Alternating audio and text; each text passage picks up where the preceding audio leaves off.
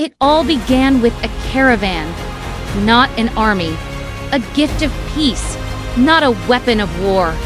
But arrogance turned peace into fury. And from the cold Mongolian steppes came a storm named Genghis Khan. Who would erase an empire from the face of the earth?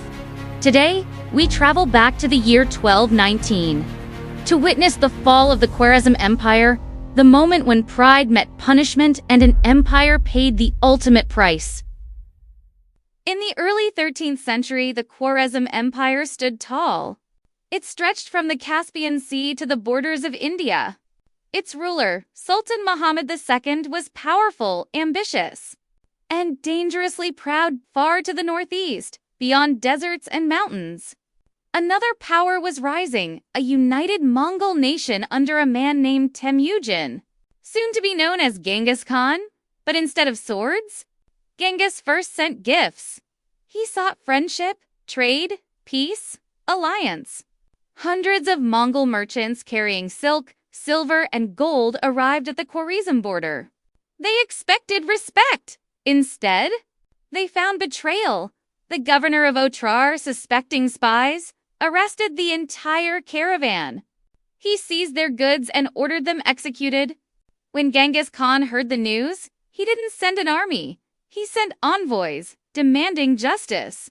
But Sultan Muhammad II, full of pride and arrogance, did the unthinkable. He beheaded one envoy, burned the beard of another, and sent the rest back humiliated. That moment sealed his empire's fate. Genghis Khan looked to the west, and with calm rage said, "You have chosen war. Now you will have war." In 1219, an unstoppable force began its march. Over 200,000 Mongol horsemen trained to fight, to kill, and to conquer. They moved like shadows, silent, disciplined, merciless. Their target, the Khwarezm Empire. The Mongols didn't just attack cities, they surrounded, isolated, and annihilated them one by one. First came Bukhara. The city walls fell within days. Genghis Khan entered its great mosque, stood on the pulpit, and declared, "If you had not committed great sins, God would not have sent a punishment like me upon you." Then his men unleashed fire. The city was burned to ashes. Next was Samarkand, the shining jewel of Central Asia, protected by 100,000 soldiers. But Genghis Khan's strategy was psychological. He sent spies disguised as refugees, spreading rumors that the Mongols were unstoppable. When the attack came, the Khwarezm army broke from within. Gates opened. The defenders fled. Thousands were captured, enslaved, or executed. The Mongols moved on. City after city at Nishapur, tragedy turned into vengeance. A Mongol general and son-in-law of Genghis Khan was killed in battle. The Khan's daughter demanded blood. Her order was terrifyingly clear: kill them all. Leave no one alive. For 3 days, the Mongols slaughtered men, women, and children alike. The city's remains were turned into a field of bones. Then came Merv, one of the oldest cities in the world. The Mongols offered peace if the city surrendered. The people agreed, but Genghis Khan didn't believe in mercy anymore. Reports say over 700,000 people were executed. It's one of the worst massacres in human history. Sultan Muhammad II fled from city to city, watching his empire crumble like sand slipping through his fingers. His soldiers deserted him. His people lost faith.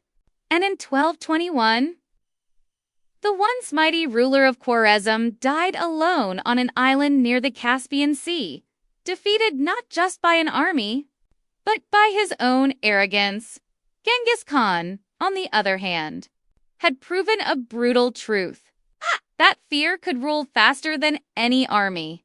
The Mongols didn't just destroy, they rebuilt trade routes, restored the Silk Road, and opened east-west communication on a scale never seen before. But the price was unthinkable. Cities burned, cultures vanished, and millions lost their lives. The fall of Khwarezm wasn't just the death of a nation, it was the birth of a legend. A legend written in fire and blood, with the name Genghis Khan forever echoing in history. Empires rise in pride and fall in arrogance. The Khwarezm Empire thought it could humiliate a messenger, but instead it awakened a monster. This was not just a war. It was a warning that when arrogance meets wrath, history is written in ashes. If you found this story powerful, don't forget to like, subscribe, and share this video with others who love history. Because next time, we'll uncover another forgotten empire that dared to defy fate.